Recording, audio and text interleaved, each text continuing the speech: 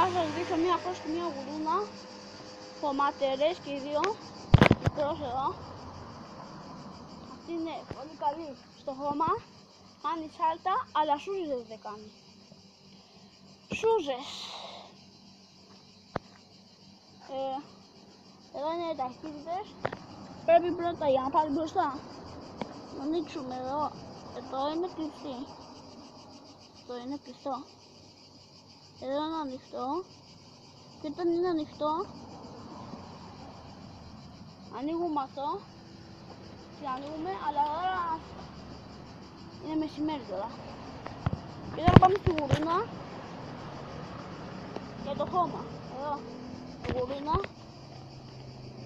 είναι καλή και σαλτοκοπάει. Αυτή είναι για το χώμα, παιδιά, και έχει καρδιά, τις ρόδες.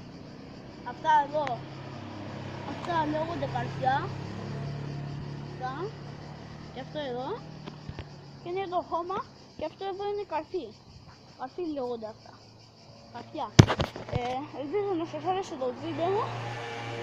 Πριν να τελειώσουμε το βίντεο, έχω και ένα μητάχ για να σας το δείξω άλλη μέρα.